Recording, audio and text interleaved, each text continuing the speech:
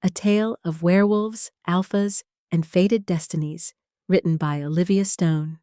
The ancient leather-bound volumes weighed heavily in Sarah's arms as she navigated the narrow stone corridors of the Shadowmere Packhouse,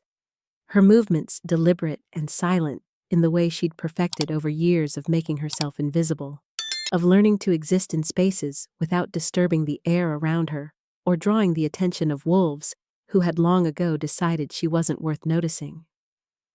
The books she carried were older than most of the pack members, their pages yellowed with age and filled with histories that no one cared to remember anymore, records of challenges and trials, and ancient laws that had been forgotten in favor of more modern, more brutal ways of determining worth and status and power. She held them close to her chest as she walked, her long, silver hair falling forward over her shoulders like a curtain that could hide her from the world, though she knew by now that she didn't need a curtain because people looked through her anyway,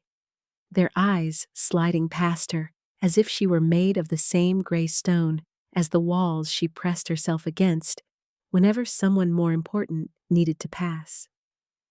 The corridor opened onto the training grounds, and Sarah's steps faltered as she registered the unusual commotion ahead. The gathering of bodies and voices that spoke of something significant happening, something that had pulled the entire pack from their daily routines and brought them together in the fading afternoon light that cast long shadows across the packed earth where warriors typically sparred and youngsters learned to fight and survive.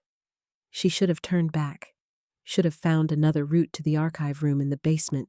where she spent most of her waking hours surrounded by the dusty comfort of forgotten things. But something made her pause at the edge of the crowd. Something pulled her attention toward the center of the gathering, where a group of unfamiliar wolves stood with the kind of perfect military bearing that spoke of elite training and absolute discipline. They wore formal attire in shades of silver and white, their uniforms pristine and clearly marking them as members of the Royal Guard. And even from her position at the very back of the assembled pack members, Sarah could feel the power radiating from them like heat from a forge, the kind of raw, undeniable authority that made lesser wolves drop their eyes and bow their heads in instinctive submission. Her heart began to pound in a rhythm that felt too fast, too desperate, as her gaze tracked across the visitors until it landed on the figure at their center,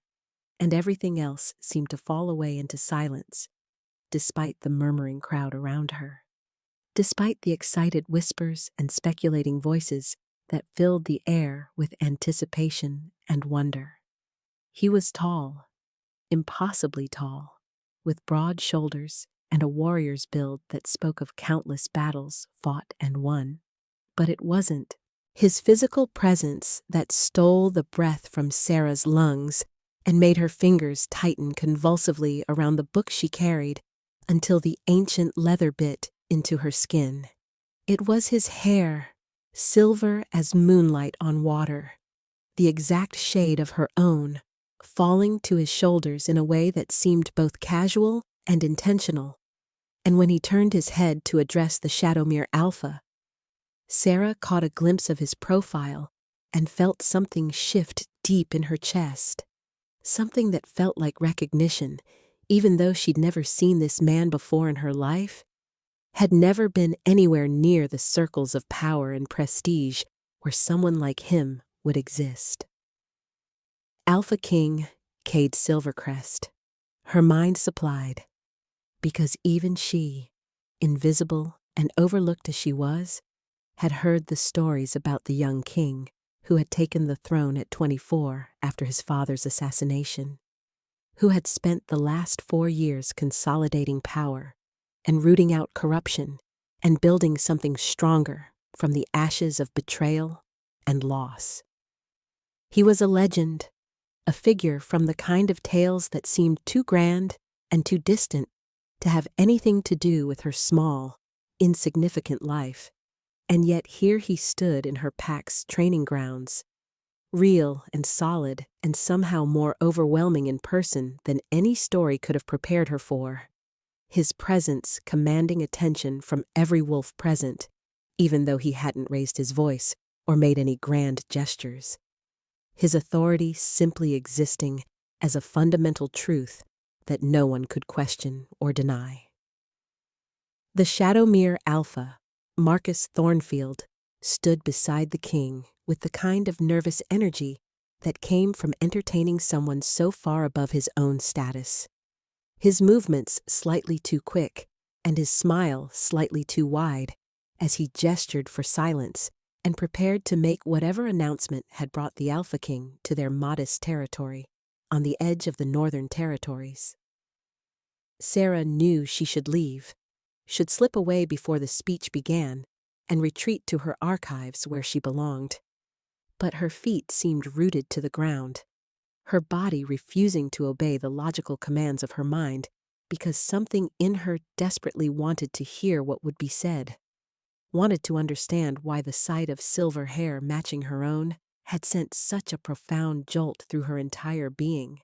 as if some sleeping part of her had suddenly woken and was straining toward the stranger at the center of the crowd with an intensity that bordered on painful. "Wolves of Shadowmere," Alpha Thornfield began, his voice carrying across the assembled pack with practiced ease, though Sarah could detect the underlying tension that came from speaking in front of royalty, from knowing that every word would be judged and measured by someone whose opinion could make or break entire territories. "We are honored today by the presence of Alpha King Cade Silvercrest, who comes to us with an announcement that concerns not just our pack, but all the territories under his rule, an opportunity that has been extended to every unmated she-wolf across the northern lands." He paused for effect, letting the anticipation build as excited whispers rippled through the crowd, and Sarah found herself leaning forward slightly, her curiosity overriding her usual instinct to make herself smaller, to take up less space in a world that had made it abundantly clear she wasn't wanted in any space at all. The Alpha King stepped forward then, and Sarah's breath caught again as she got her first clear look at his face, at the strong angles and sharp features that would have been almost harsh if not for the weariness around his eyes, a bone-deep exhaustion that spoke of burdens carried too long and hope deferred too often. His eyes were silver, the same unusual shade as his hair, and they swept across the assembled wolves with an assessment that felt both thorough and distant, as if he was searching for something he didn't expect to find, had stopped expecting to find after too many disappointments and too many false promises. When his gaze passed over the area where Sarah stood pressed against the wall at the very edge of the gathering, she felt something electric shoot down her spine, felt her wolf stir inside her with an urgency she'd never experienced before. But the moment passed so quickly, she convinced herself she'd imagined it, that there was no way someone like him would have even registered her existence among the crowd of more notable, more visible pack members. 2 years ago, the Alpha King began, his voice deep and resonant with the kind of natural authority that made people want to listen, want to obey, even as something in his tone suggested a weariness that matched the look in his eyes. "I issued a challenge to all unmated she-wolves across the territories, a series of trials designed to test the qualities I value most in a potential Luna, in the partner who would stand beside me and help me lead our people into a new era of peace and prosperity." He paused, and Sarah watched as his jaw tightened slightly, as if the next words required effort to speak aloud. In those 2 years, over 200 she-wolves have attempted the challenge, women of beauty and accomplishment, of strength and ambition, representatives from the finest families and the most prestigious packs across all the northern lands. Another pause, heavier this time, waited with disappointment and something that looked almost like resignation. Not a single one has passed all 3 trials. The crowd erupted in surprised murmurs shocked whispers passing between pack members as they processed this information, as they tried to understand how such accomplished women could have failed whatever tests the Alpha King had devised. And Sarah felt her analytical mind already working on the problem, already wondering what kind of trials would be so difficult that no one could pass them. What qualities the king was actually testing for that 200 candidates couldn't demonstrate. She'd read about historical challenges in the archives, had studied the ancient customs and traditions that modern wolves had largely abandoned in favor of more practical, more political methods of choosing mates and forming alliances, and she knew that the old trials had never been about physical strength or conventional beauty, had always been designed to test character and wisdom and the kind of inner qualities that couldn't be faked or performed for an audience. "I come here today," the Alpha King continued, raising his voice slightly to cut through the speculation and chatter, "to announce that the challenge will be held in your territory in 3 days' time, that any unmated she-wolf from Shadowmere or the surrounding packs is welcome to present herself for consideration and attempt to succeed where all others have failed."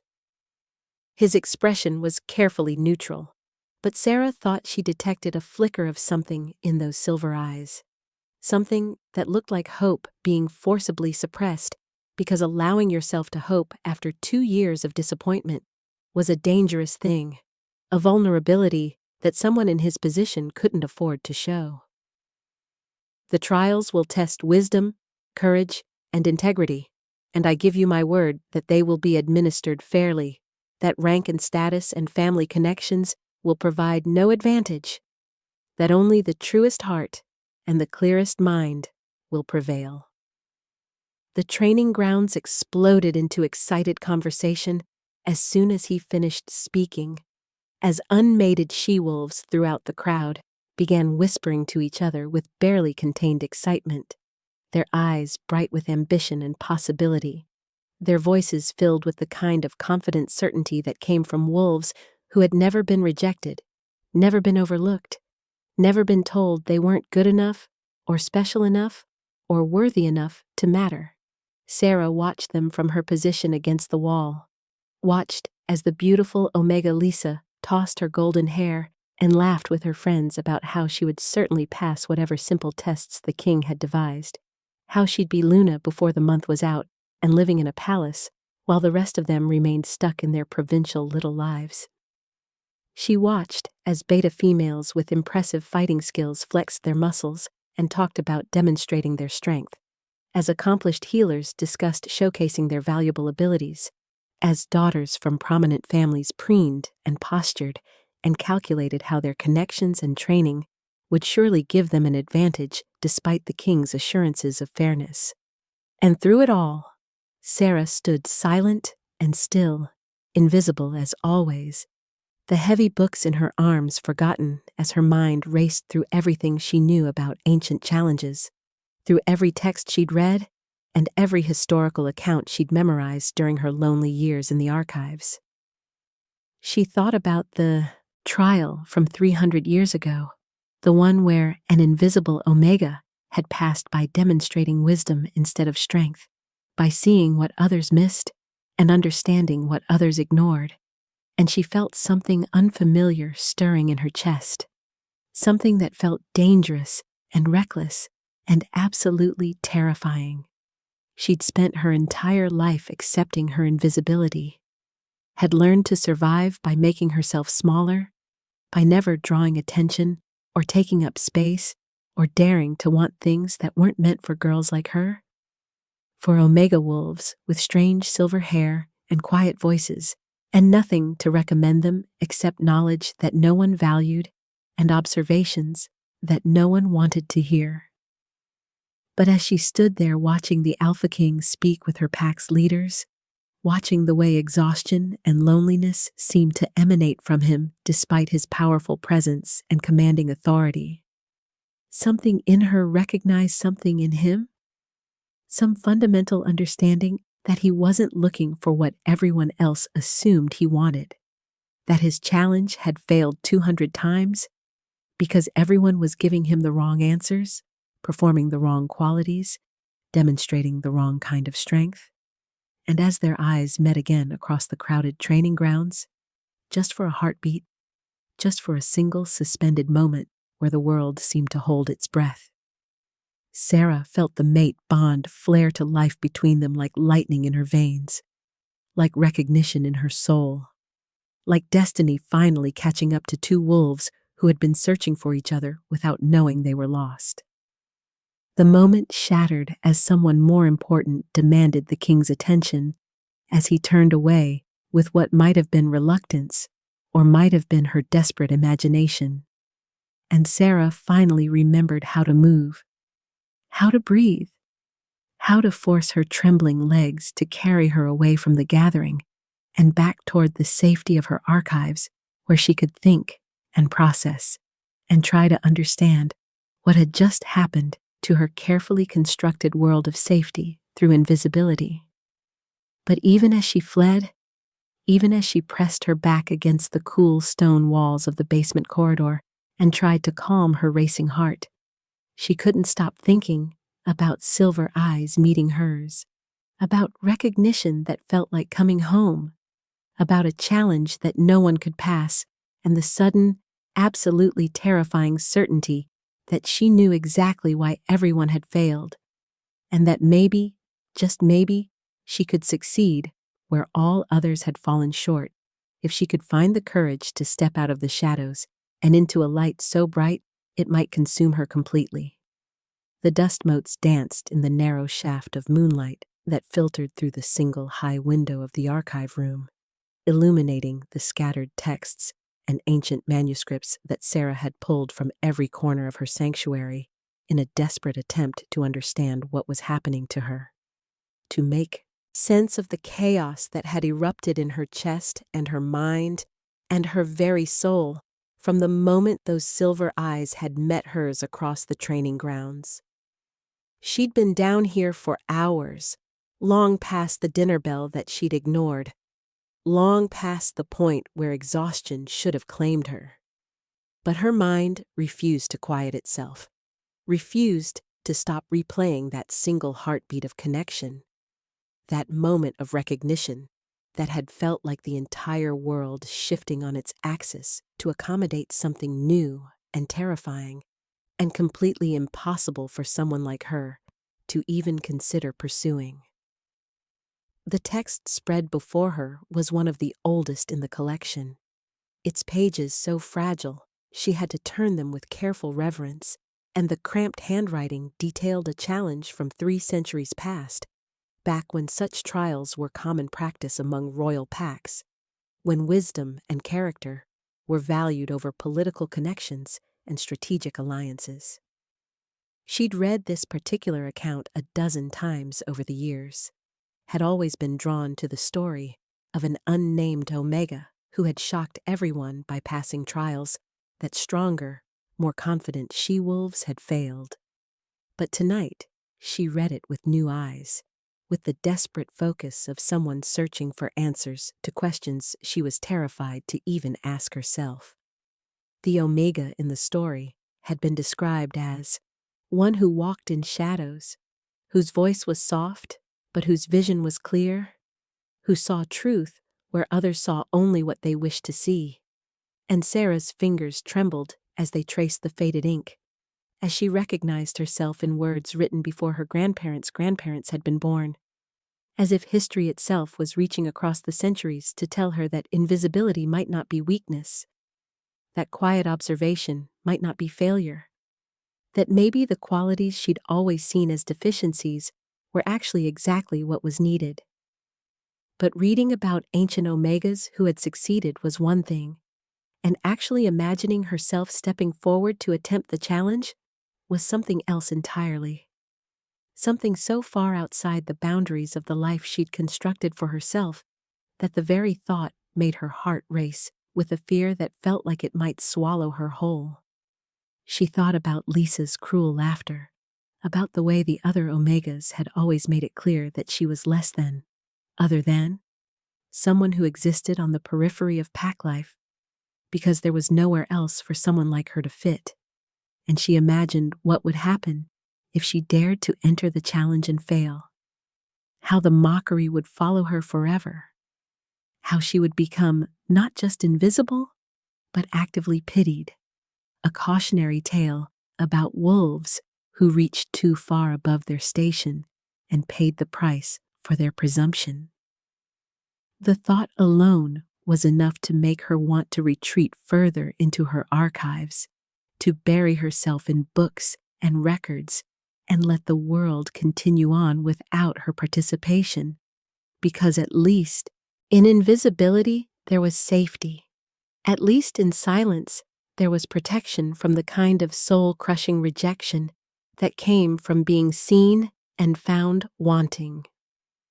She pushed back from the desk with enough force to send her chair scraping across the stone floor, the sound harsh and discordant in the heavy silence of the archive room, and began pacing between the shelves with restless energy that had nowhere to go, her long, silver hair swaying behind her like a banner she'd never learned to carry with pride because it had always been just another marker of difference, another reason for other wolves to whisper and stare and wonder what was wrong with the pale Omega, who looked like she'd been carved from moonlight and ice. Her mind wouldn't stop spinning through scenarios and possibilities, through all the ways attempting the challenge could go catastrophically wrong, through memories of every time she'd been overlooked or dismissed or treated as if her presence was an inconvenience rather than a contribution. And with each circuit of the room, her anxiety built higher until she felt like she might shatter from the pressure of wanting something she had no right to want and fearing something she had every reason to fear. But underneath the fear and the anxiety and the voice in her head that sounded suspiciously like Lissa telling her she was nothing and no one, and completely delusional if she thought an alpha king would ever look twice at someone like her, there was another voice, quieter but more persistent, that whispered about the mate bond that had flared between them, about silver eyes that had held hers with what looked like recognition and hunger and desperate hope, about 2 years of failure that suggested he wasn't looking for what everyone else was offering, that maybe the very qualities that made her invisible to her pack were exactly what he needed in a partner. She thought about the way he'd looked, standing before the assembled wolves, with power radiating from every line of his body, but weariness etched into his features, loneliness visible in his eyes despite being surrounded by guards and advisors, and an entire territory of wolves who would die at his command. And she understood in that moment that they were the same, that he was as isolated by his crown as she was by her strangeness, that being seen by everyone but known by no one was perhaps the loneliest existence of all. The decision crystallized slowly, not in a moment of dramatic revelation, but in the gradual accumulation of small certainties that built upon each other until they became something solid enough to stand on, something real enough to act upon, despite every fear and doubt that tried to pull her back into the safety of shadows. She would enter the challenge, not because she believed she would win,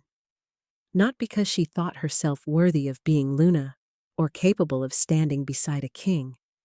but because something in her refused to spend the rest of her life wondering what might have happened if she'd been brave enough to try, refused to let fear and other people's expectations dictate the boundaries of her existence anymore, refused to be invisible when the mate bond itself had marked her as seen, as chosen, as connected to someone who might actually want what she had to offer, if she could find the courage to offer it. The thought was terrifying enough to make her hands shake and her breathing quicken, but it was also exhilarating in a way she'd never experienced before, as if some part of her that had been sleeping for her entire life had finally woken up and was demanding to be acknowledged, to be given a chance, to step out of the archives and into the light no matter what the cost might be. She spent the rest of the night preparing in the only way she knew how, by researching and studying and absorbing every piece of information she could find about historical challenges, about the kinds of trials that tested character rather than strength, about the patterns and purposes behind tests that appeared impossible on the surface but were actually designed to reveal truth beneath pretense. By the time pale dawn light began filtering through the high window, she had filled several pages with notes and observations, had mapped out the likely structure of the trials based on historical precedent, had developed a framework for understanding what the Alpha King was actually looking for beneath the surface requirements he'd stated publicly. Her eyes burned with exhaustion and her body ached from hours of sitting hunched over ancient texts. But her mind felt clearer than it had in years, focused and sharp and ready in a way that made her feel like maybe, just maybe, she could do this impossible thing, could step forward and be seen and survive the experience no matter what the outcome turned out to be. The next 2 days passed in a blur of anxiety and anticipation, of watching other she-wolves throughout the pack prepare for the challenge with the kind of confident certainty that came from never having been told they weren't enough, from never having learned to doubt their own worth or question their right to take up space in the world. Lisa held court in the Omega House common room, surrounded by admirers who hung on her every word as she described in elaborate detail exactly how she would pass each trial and what she would do once she became Luna, how she would transform the royal court and implement policies that would benefit wolves like her, beautiful and ambitious, and absolutely convinced of their own superiority. Sarah listened from her corner where she sat mending a torn sleeve, invisible as always, and tried not to let the casual cruelty of Lissa's words pierce the fragile armor of determination she'd been building around herself. Tried not to hear the implications that someone like Sarah attempting the challenge would be not just futile, but actively laughable, a joke that everyone would tell for years to come. So now, the evening before the challenge, as Sarah sat alone in her small room in the Omega House, trying to calm her racing thoughts and prepare herself mentally for what the next day would bring, Lisa appeared in her doorway with several of her friends clustered behind her, their expressions ranging from amused to actively malicious as they took in Sarah's simple belongings and sparse furnishings. "We heard a rumor," Lisa began, her voice dripping with false sweetness that barely concealed the venom beneath, "that you might be planning to enter the challenge tomorrow. That little shadow thinks she has a chance at becoming Luna,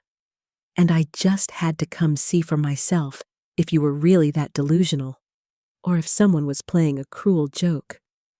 Her friends laughed, the sound sharp and cutting in the small space, and Sarah felt her hands clench in her lap, felt every instinct screaming at her to deny it, to retreat back into invisibility where at least she was safe from direct confrontation and active mockery. But something in her had changed during those long hours in the archives, during those 2 days of watching and preparing and deciding that she would rather fail spectacularly than never try at all. And instead of dropping her eyes and making herself smaller, as she would have done even a week ago, she met Lissa's gaze directly and spoke with a steadiness that surprised even herself. "I am entering the challenge," she said, her voice quiet but clear, carrying none of the uncertainty or apology that Lisa obviously expected to hear. "And whether I pass or fail is between me and the trials, not between me and your opinion of my worthiness." The shock on Lisa's face would have been satisfying if Sarah had any energy to spare for satisfaction, but all her focus was on maintaining her composure, on not backing down from this confrontation that represented every moment of cruelty and dismissal she'd endured throughout her life in this pack. Lisa recovered quickly,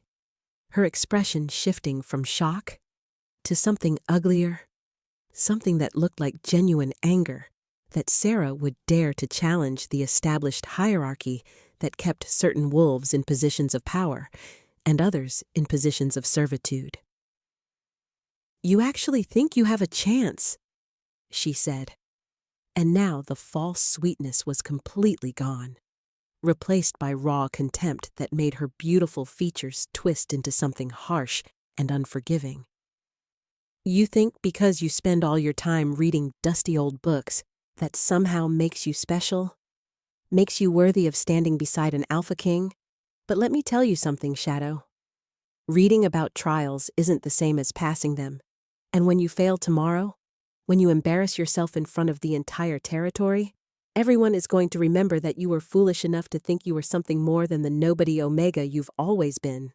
Her friends murmured agreement, their voices blending into a chorus of mockery and dismissal that Sarah had heard in various forms throughout her entire life, and for a moment, just a heartbeat, she felt her determination waver, felt the old patterns of self-doubt and resignation threatening to pull her back under. But then she thought about silver eyes meeting hers across a crowded training ground, about recognition that had felt like coming home, about 2 years of failure that suggested the Alpha King was looking for something that no one else was offering. And she drew in a deep breath and straightened her spine and met Lysa's cruel gaze with something that felt almost like pity. "You're right that I might fail,"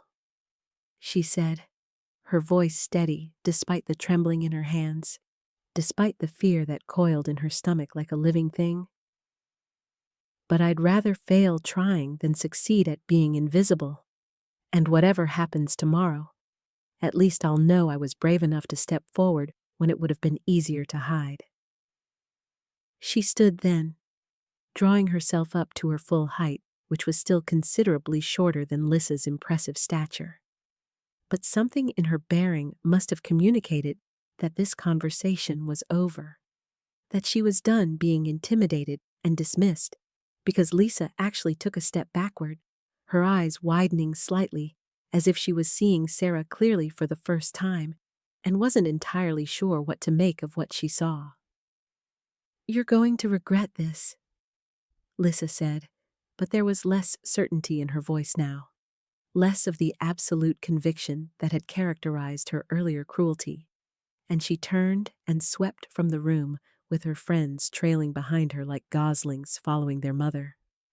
Their whispered conversation, already dissecting what had just happened and trying to make sense of Shadow's unexpected backbone. Sarah waited until their footsteps faded completely before allowing herself to sink back onto her narrow bed, her entire body shaking with reaction to the confrontation, with the sheer enormity of what she'd just committed to,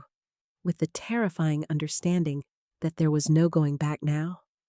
that she'd declared her intentions publicly enough that retreat would be its own form of humiliation. She lay awake for hours that night, staring at the ceiling and trying to quiet her racing mind, trying to prepare herself mentally for trials that she could only guess at based on historical precedent and her own analysis of what qualities an Alpha King would truly need in a partner. She thought about wisdom and courage and integrity, about the ways those qualities might be tested, about how someone who had spent their entire life being overlooked might actually have an advantage in trials designed to reveal character rather than showcase strength or beauty. She thought about the mate bond that had flared between them, about whether he had felt it too, or if she'd imagined that moment of connection in her desperate loneliness, about what it would mean if she succeeded, if she actually passed trials that 200 other she-wolves had failed, if she found herself standing beside a king as his chosen Luna when she'd spent her entire life convinced she wasn't worthy of standing beside anyone at all. Dawn came too quickly and too slowly all at once, the sky lightening outside her window with the inexorable progression of time that waited for no wolf's readiness or fear, and Sarah rose and dressed in her simplest gray dress, because she owned nothing fine enough for an occasion like this, nothing that would mark her as someone worthy of consideration or respect. She braided her long silver hair in a simple plait that hung down her back, washed her face in the basin of cold water that sat on her small table, and looked at herself in the cracked mirror that had seen every moment of her life in this pack. Every morning where she'd reminded herself to be smaller, quieter, less visible. But this morning she met her own violet gray eyes and saw something different looking back at her. Something that might have been courage or might have been desperation, but was definitely not resignation. Not anymore. Not after she'd spent 2 days preparing and 1 night defending her decision, and countless hours convincing herself that stepping into the light might burn her, but staying in the shadows would slowly kill her spirit until there was nothing left but dust and regret. The challenge grounds were already crowded when she arrived. Wolves from multiple packs gathered to witness what promised to be either a spectacular display of worthiness or another round of failures to add to the Alpha King's growing collection of disappointments. And Sarah felt every eye turned toward her as she made her way through the crowd, felt the weight of judgment and speculation and outright mockery that followed her progress toward the area where contestants were assembling. There were 47 she-wolves registered to attempt the trials, all of them more beautiful or more accomplished or more confident than Sarah could ever hope to be, all of them standing in small clusters that radiated certainty and ambition and the absolute conviction that they deserved this opportunity, that they were worthy of being Luna in ways that required no justification or explanation. Lisa stood at the center of the largest group, her golden hair gleaming in the morning sunlight and her laugh carrying across the assembled crowd as she made some comment that her friends found hilarious. And when her gaze landed on Sarah, arriving alone with no supporters and no impressive bearing, her smile turned sharp and cruel in a way that promised today's humiliation would be remembered for years to come. But before Sarah could fully process the hostility radiating from multiple directions,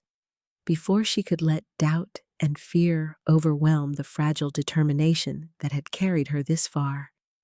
she felt it again, that electric pull that had haunted her for 2 days, that sense of recognition and connection that bypassed all logic and reason to speak directly to something deeper, something primal. She raised her eyes and found him immediately, the Alpha King standing on a raised platform with his royal council flanking him on either side, his silver hair catching the light in exactly the same way hers did. And when their gazes locked across the distance that separated them, Sarah felt the mate bond flare so intensely that she actually gasped, felt her wolf surge forward with a desperate hunger to close that distance, to claim and be claimed, to step out of the shadows and into the light that burned in those silver eyes that watched her with an intensity that suggested he felt it too,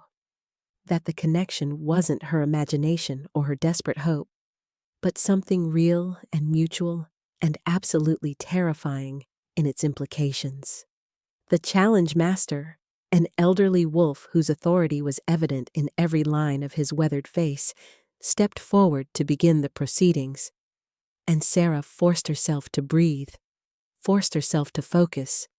forced herself to remember everything she'd learned and prepared and convinced herself was true about these trials and what they were really designed to test.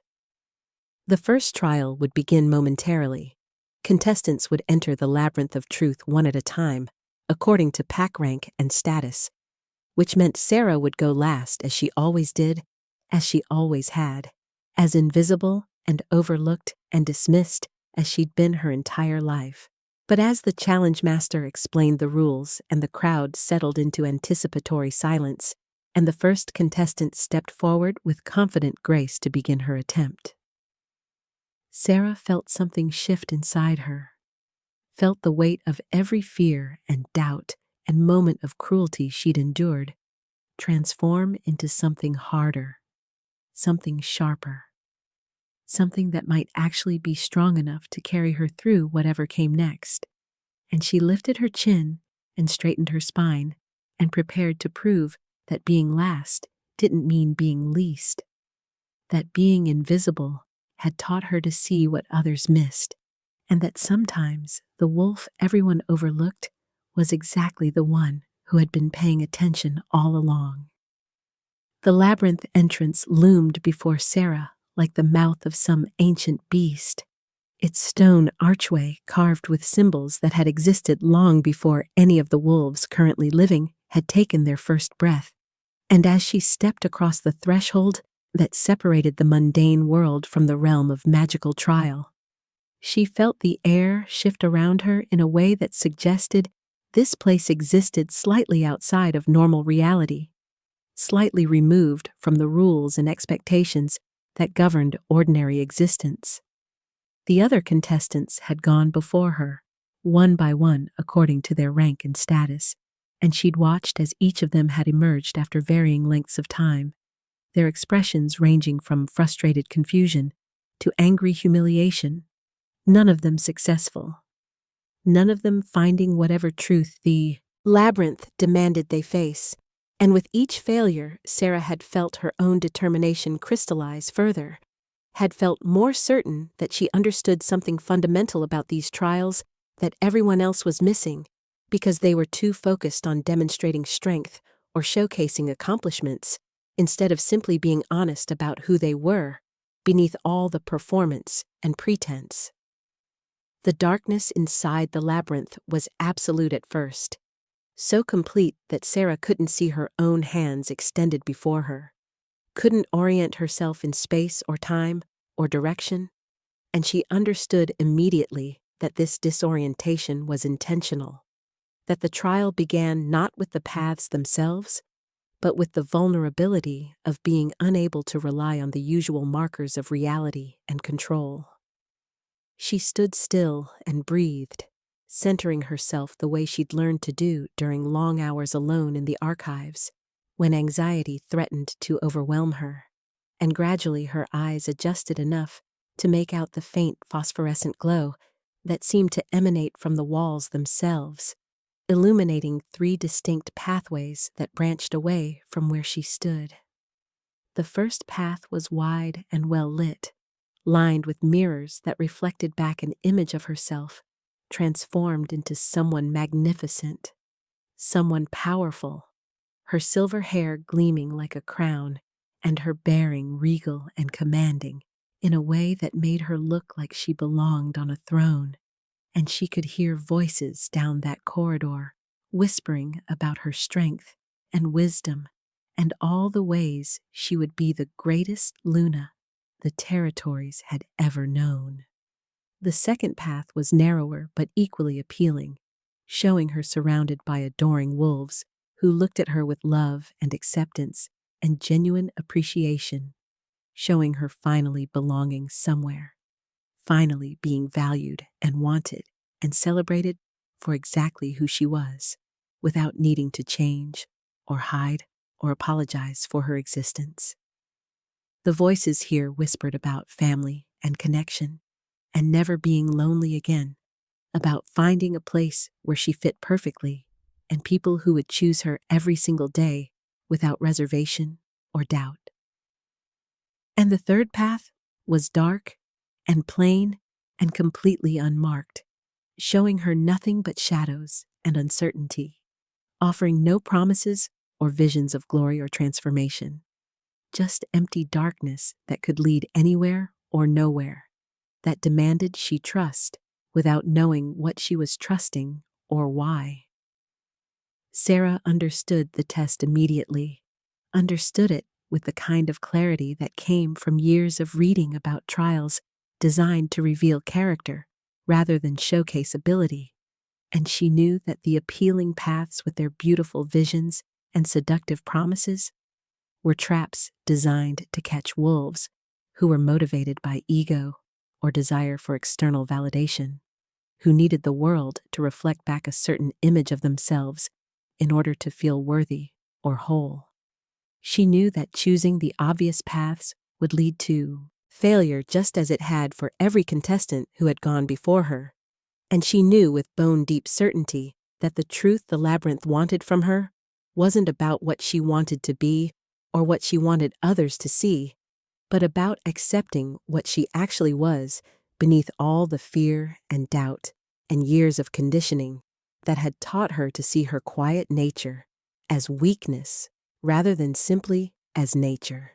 So, she chose the dark path,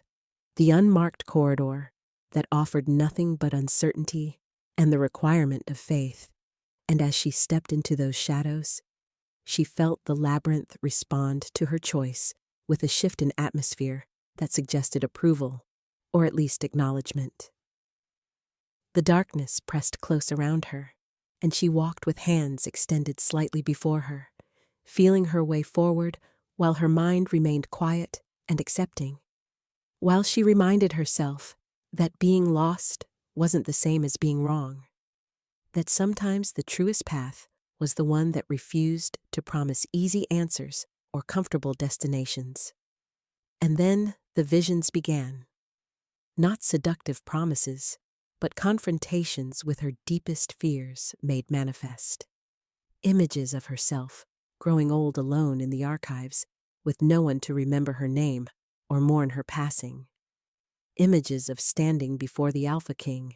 and seeing disappointment or disgust in those silver eyes when he realized how fundamentally ordinary she was beneath the brief spark of mate-bond attraction. Images of trying to lead as Luna and failing spectacularly because quiet wisdom couldn't compete with the kind of commanding presence that real leaders needed to possess. Each vision hit her like a physical blow,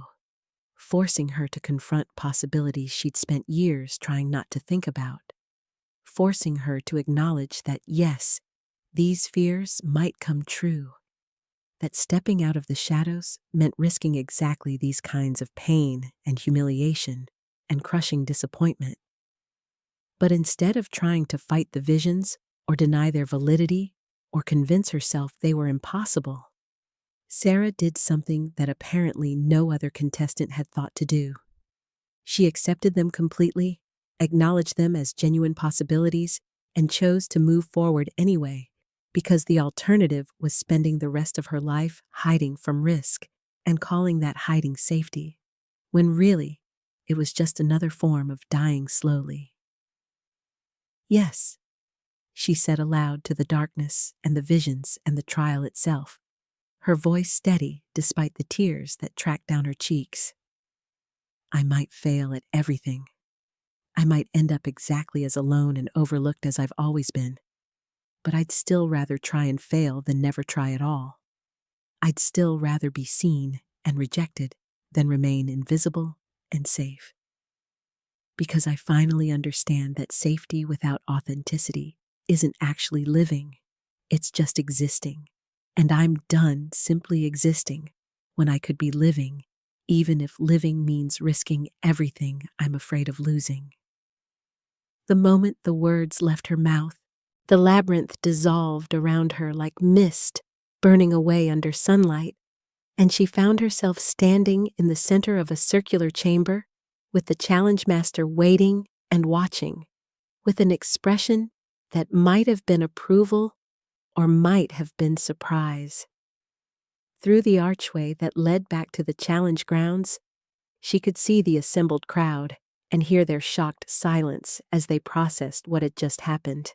as they tried to understand how the invisible Omega had emerged from the labyrinth's center when every other contestant had been deposited back at the entrance, having failed to find the true path. The challenge master's ancient eyes met hers with something that looked like recognition, as if he saw in her the echo of that Omega from 3 centuries past, who had also chosen honesty over performance, acceptance over denial, And he nodded once with a gravity that suggested he understood the cost of the choice she'd made inside those shadowed corridors. She emerged into sunlight that felt too bright after the labyrinth's darkness, and the first face she saw clearly was the Alpha King's, Cade's, his expression showing open shock, and something else, something that looked like hope struggling against years of disappointment and calculated not to hope anymore. Their eyes locked across the distance, and Sarah felt the mate bond surge between them with enough force that she actually stumbled, felt her wolf crying out for him with a desperation that bordered on pain.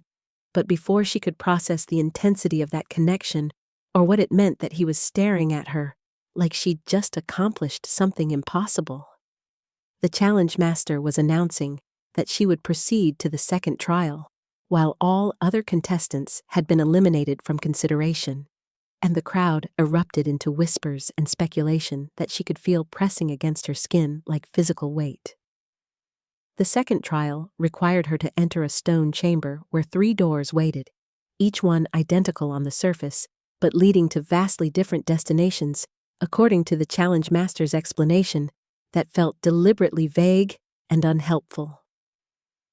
Behind one door lay the path forward. Behind another lay a trap that would eliminate her from the challenge, and behind the third lay something that would cost her everything she'd worked for, but might save someone else. And she had only her instincts and judgment to guide which door she should choose. The logical choice was obvious: 1 in 3 odds of advancing, 1 in 3 odds of being trapped, and 1 in 3 odds of sacrificing herself for an unknown other. And any rational wolf would play the odds and choose a door that might lead to advancement rather than certain elimination. But Sarah had spent her entire life watching pack dynamics from the shadows, had seen how most wolves made decisions based on self-interest and personal advancement, had observed the way that kind of calculation created communities where everyone looked out for themselves and no one looked out for each other, except when there was something to gain from the exchange.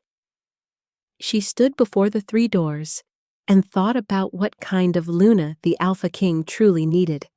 What kind of partner would help him lead territories that had been torn apart by betrayal and self-serving ambition?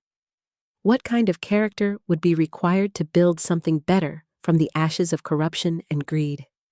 And she understood, with the same clarity that had guided her through the labyrinth, that the trial wasn't actually about which door led where, but about which door she would choose when faced with the possibility of helping someone else at cost to herself, about whether her first instinct was self-preservation or compassion, ambition or service. She listened carefully at each door, using senses sharpened by years of moving through the world as an observer rather than a participant. And from behind the third door, she heard it, faint but unmistakable, the sound of something in distress, something suffering, something that needed help,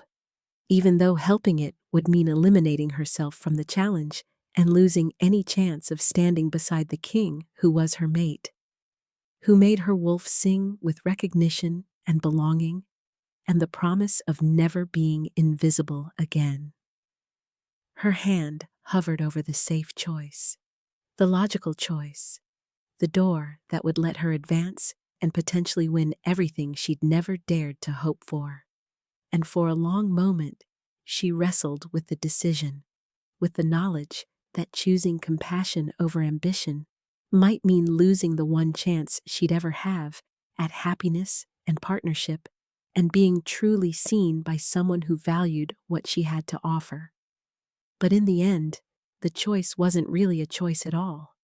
because Sarah had spent too many years being overlooked and dismissed and treated as if her well-being didn't matter to ever willingly let another creature suffer when she had the power to help, even if that help cost her everything she wanted, because the kind of wolf who would sacrifice others for personal gain wasn't the kind of wolf she wanted to be, regardless of what rewards that sacrifice might bring. She opened the third door and found a young wolf cub trapped behind an illusion of danger, not actually threatened, but genuinely frightened. And she gathered the small creature into her arms and soothed its whimpering with gentle words and soft touches. Accepting that this moment of compassion had just cost her the challenge, cost her the chance to be Luna, cost her the possibility of standing beside her mate in anything other than the shadows where she'd always existed. Except the challenge master appeared in a flash of light and power that suggested ancient magic woven into the very fabric of these trials, and his weathered face split into a smile that looked almost proud as he announced that she had passed the second trial, where every other contestant before her had failed, that the true test had never been about choosing the path to advancement, but about choosing compassion over ambition, service over self-interest, about demonstrating that she would rather sacrifice everything than gain power through selfishness. The revelation hit her like lightning, like understanding finally catching up to instinct, and when she emerged from the chamber to face the assembled crowd again, she saw Cade standing now, his entire focus locked on her, with an intensity that made her breath catch and her heart race, and her wolf surge forward with desperate longing to close the distance between them. The third trial was simpler in structure, but infinitely more complex in execution, requiring her to stand before the Alpha King himself and answer a question of justice and leadership, demonstrating not just wisdom, but the courage to speak that wisdom aloud, even when it might displease the person who held absolute power over her fate. He presented her with a scenario about territorial dispute and resource scarcity, about tradition conflicting with necessity, and she could feel every eye on her as she considered the problem, could feel the weight of expectation and judgment, and the absolute certainty from most of the crowd that she would fail this final test just as surely as she should have failed the first two. But Sarah had spent years in the archives studying exactly these kinds of disputes, understanding the patterns of conflict and resolution that had shaped pack dynamics for centuries. And more than that, she'd spent years watching from the shadows, as wolves in power made decisions that served themselves rather than their people, and she'd developed strong opinions about what true leadership should look like, even if no one had ever asked for those opinions before. So she spoke, her voice quiet at first but gaining strength as she explained not just an answer to his question, but why the question itself was flawed. Why presenting justice and compassion as opposing forces was a false dichotomy that revealed limited thinking about what leadership could be, should be, must be, if they wanted to build territories where all wolves could thrive, rather than just the strongest, or most connected, or most ruthless. She watched his expression change as she spoke, watched surprise give way to interest, give way to something that looked like recognition and relief, and barely contained joy. And when she finished her answer, by suggesting that sometimes the most important thing a leader could do was rewrite the question itself, rather than simply choosing from presented options, he stood and crossed the space between them with movements that were both controlled and desperate, like a wolf who had been searching for something precious for so long that finding it felt almost too overwhelming to trust. "You passed," he said, his voice rough with emotion that he wasn't bothering to hide anymore. "You passed all 3 trials, went over 200 she-wolves before you couldn't pass even one. You saw through the illusions and chose compassion and spoke truth to power. And Sarah Moonwhisper of Shadowmere Pack, you are exactly what I've been searching for, exactly who I need beside me, not just as my fated mate, but as my chosen partner, my equal, my Luna who will help me build something better than what came before." The mate bond completed between them in that moment of acceptance and choice, flaring with silver light that was visible to every wolf assembled on the challenge grounds. And Sarah felt something fundamental shift in her understanding of herself,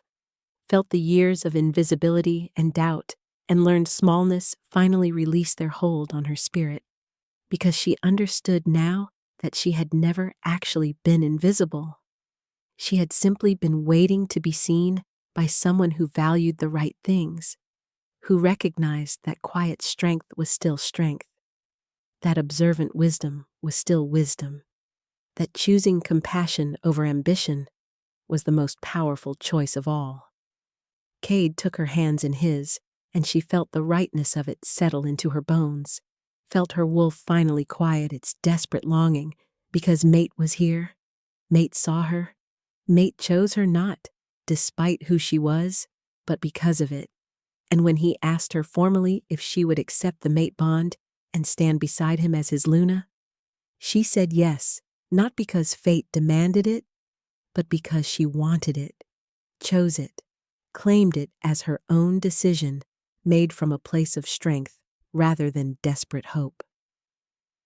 The mating ceremony that followed was witnessed by every wolf in the Northern Territories,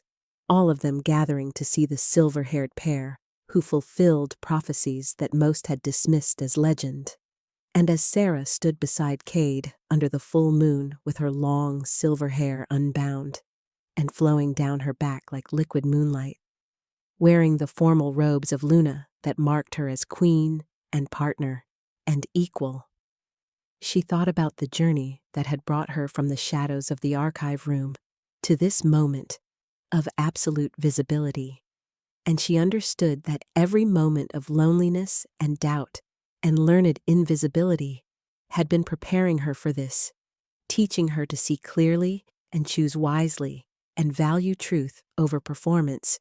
in ways that wolves who had never been overlooked could never fully understand. When Cade marked her neck before the assembled witnesses,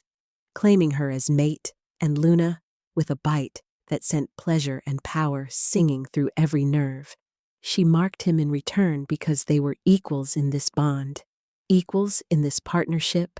equals in the work of building territories where compassion and justice could coexist, where quiet wolves could lead and invisible omegas could step into light without losing the essential qualities that made them who they were. Years later, when young wolves came to Luna Sarah feeling overlooked or inadequate or convinced that their differences made them less than others, she would smile and take their hands and tell them the story of how she had lived in shadows for so long that she'd almost forgotten light existed, how she had learned to value herself only after choosing to risk everything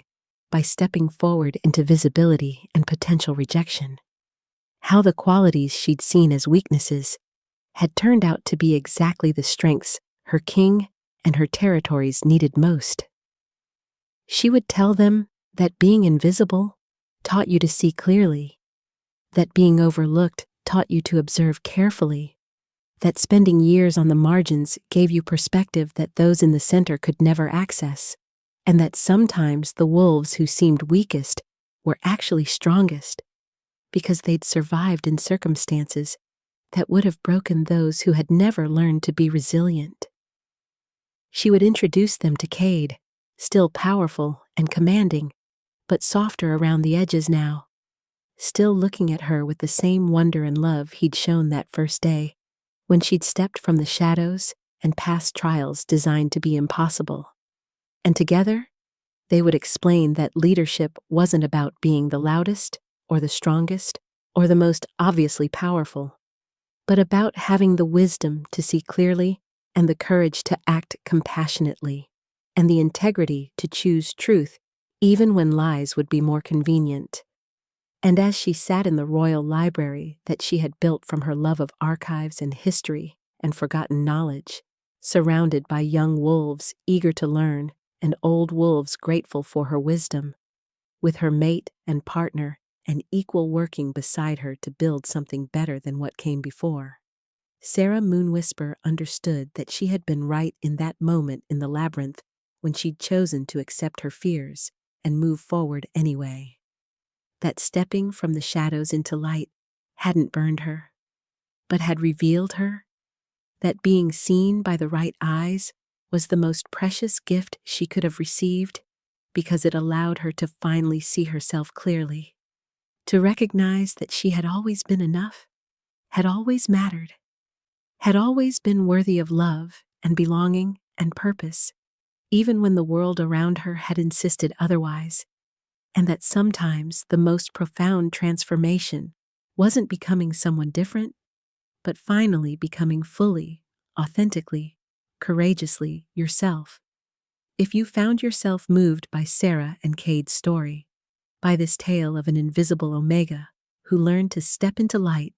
and an Alpha King who learned that the partner he needed was the one everyone else overlooked,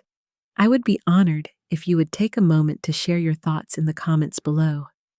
to tell me which moment resonated most deeply with you.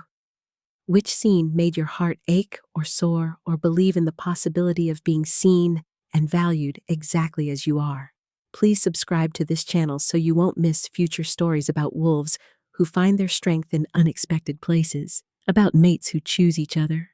beyond the demands of fate, about the quiet ones and the overlooked ones and the invisible ones who discover that their differences are actually gifts waiting to be unwrapped by someone brave enough to look beyond surface appearances. Your support means everything to me, truly, because every comment and subscription tells me that these stories matter, that they're reaching people who need to hear that being different isn't weakness, that being quiet isn't failure, that sometimes the most powerful thing you can do is simply be authentically yourself and trust that the right people will recognize your worth even if the wrong people never did. So please, let me know what you thought of this journey from shadows to light, and I'll see you in the next story, where we'll explore more tales of werewolves and destiny, and the transformative power of being truly, completely, courageously seen.